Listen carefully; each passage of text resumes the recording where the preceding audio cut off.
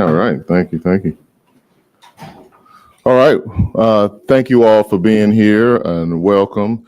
I want to first acknowledge DOJ and thank them for their report, their hard work, effort, and time that they've spent in developing it. We certainly appreciate their acknowledgement of the efforts that have gone into the city of Memphis to date.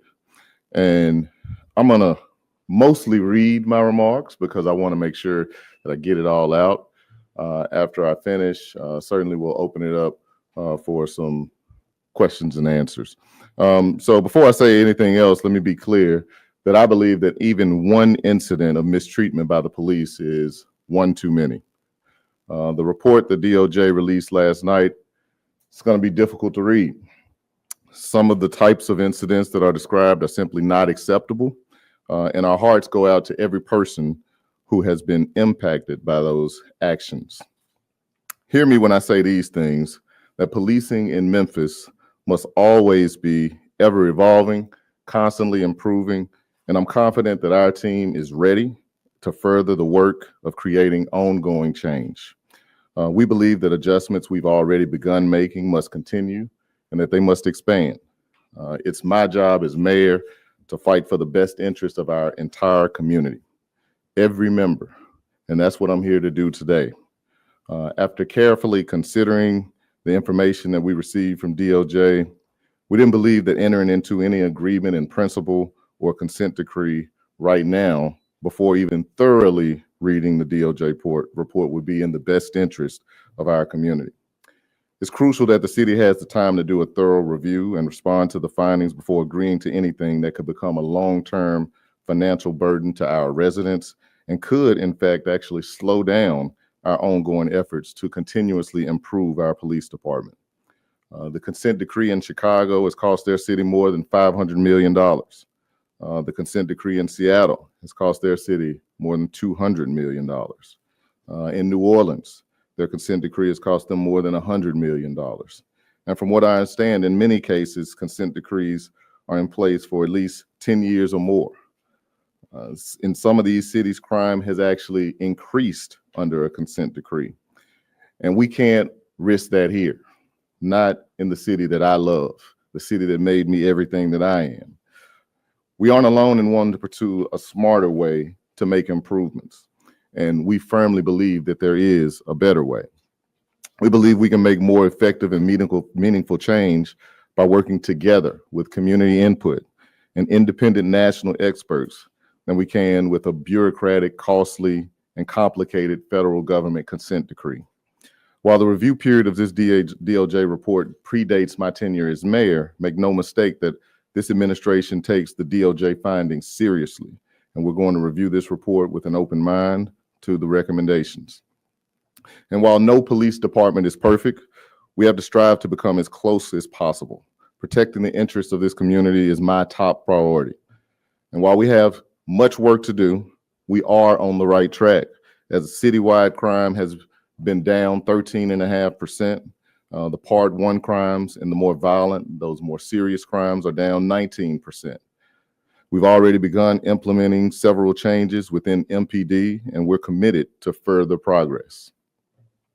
Our promise to Memphis and Memphians is that once the findings report is thoroughly reviewed, we'll work collaboratively with our community, local civil rights stakeholders, independent national experts, and the DOJ to develop an effective improvement plan that transcends what is undoubtedly a bureaucratic and costly consent decree. We're working with the team now to arrange a series of town hall meetings so that we can get community and stakeholder feedback on the DOJ's report, as well as the path we will take to ensure an even better MPD and a better Memphis. I want you all to know and make no mistake that we're committed to ensuring that we have a best-in-class police department that respects all citizens. And to sum it up, we agree that our police department should always strive for improvement.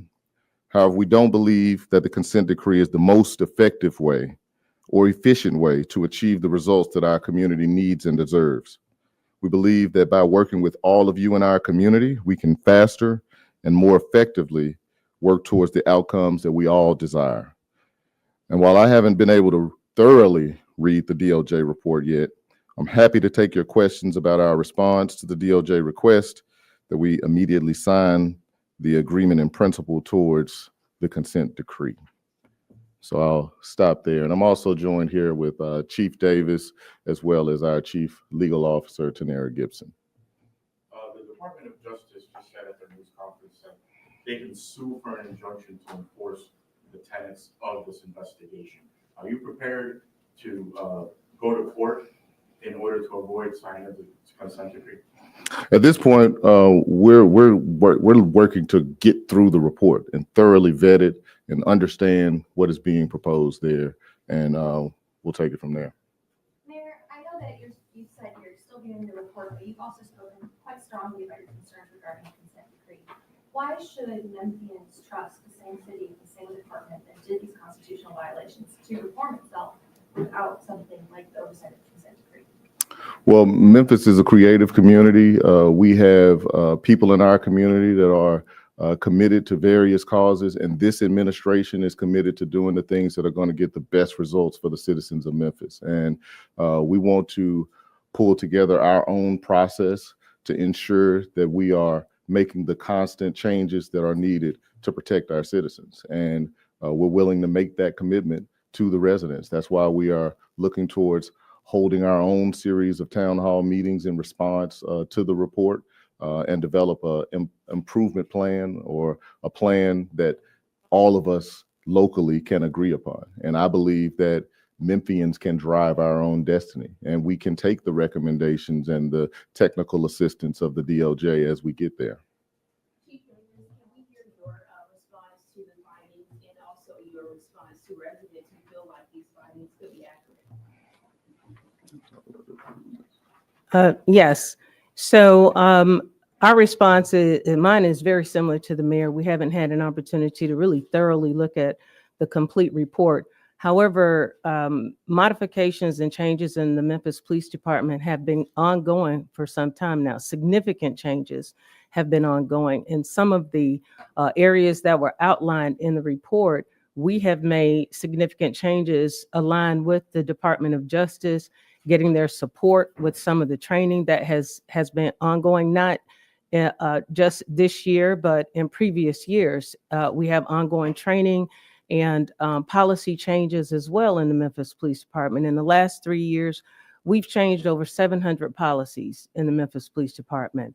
Policies that help to direct process, help to improve officer response. Community engagement has been a significant part of the work that we're doing to ensure that we don't just go out and create various types of policies and processes, but to also have our community members engaged as well, our community members and our clergy. We have graduated over 1,000 children. You know, some of the report talks about children, which is for me as a chief and for our department, we spend a lot of time with our children in our community. We've graduated over 1,000 children from our Dare Great program and work consistently to try to improve those relationships. So we're going to look through the report to ensure that we're not missing anything. We know that we have opportunities to improve every day. And so at this point, we are moving forward with working with our officers internally, working with the community, as the mayor said, to have open conversations about what this report means and how we can better the police department and Memphis. The city has signaled a price tag as a concern for non-entry into the consent decree. But at the same time, we're also hearing that the city is very willing to embrace policy changes. What's the difference in cost there? Are we just more concerned about attorney fees? Yeah, I think it's more important for us to put the money into the initiatives that are going to produce the results that we want to see, as opposed to putting the money towards the costly bureaucratic process of monitors and all of the other things that come along with a consent decree. Mayor, so I know you haven't looked at the report in total, but does it have anything in it that you didn't already know? I mean, we kind of knew that there were problems in terms of police behavior, but have you found anything that you didn't know? Yeah, again, I hadn't had a chance to really study it in depth, and so I don't want to speak too much about it until I can really take it all in. What Yes, ma'am. affected the possibility that the incoming Trump administration would not pursue litigation for the consent decree? We would have the same position regardless of the outcome of the presidential election. Mayor Young, you talked about the fact that there are already some changes underway, and that Memphis needs to kind of set its own path forward. The state has been more than willing to show that it does not want Memphis to have a lot of independence when it comes to establishing policies with its police department. I'm thinking about the pretextual stop ordinance being rolled back specifically. And the DOJ's report talks a lot about traffic stop policies. Do you think that a federal consent decree would have helped almost supersede the state and have allowed Memphis to make the changes that you want to see within the police department? And are you concerned that the city might get steamrolled by the state if it tries to institute some more police reforms? Yeah, I'm not sure. I mean, as mayor of the city of Memphis, we work within the context of which we live. We work within state law and federal laws, and our goal is to develop a plan of action that takes all of those things into consideration. Mayor or Chief, I know you said that this city and entity have already done some of the things recommended by the DOJ. Could one of you walk us through a few examples of DOJ recommendations that have already been implemented? Well, I don't want to speak to specific things from the report, but I can talk about some of the things that MPD has done. They've done extensive modification to the disciplinary process and policies to include the disciplinary matrix. They've improved supervisory oversight and accountability. They created over 125 first-line supervisor positions, which never before existed. And this is just in the last couple of years. MPD has implemented annual training in de-escalation, bias-based policing, duty to intervene, active bystander, train the trainer, supervisor training, multiple leadership trainings, to include starting the MPD Leadership Academy, CIT mental crisis training for all recruits. Now all recruits are receiving that training, and they host CIT training annually for veteran officer certification. And then lastly, modified over 700 policies to include new procedures for investigating use of force complaints with mandatory alerts to address potential patterns. So those are just some of the things. And the city has addressed in their response a rush to judgment because of the timing of this investigation. With a heavy emphasis on discriminatory policing by the DOJ today, do you still feel as though this is a rush to judgment, or how exactly do you address that discrimination aspect specifically? Well, again, I want to read the report in full and before I even comment on any of the things that's therein. So we'll hold on that question.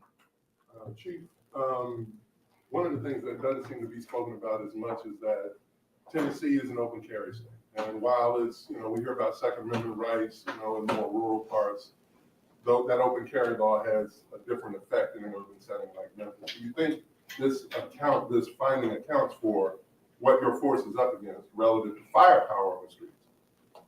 I can answer that.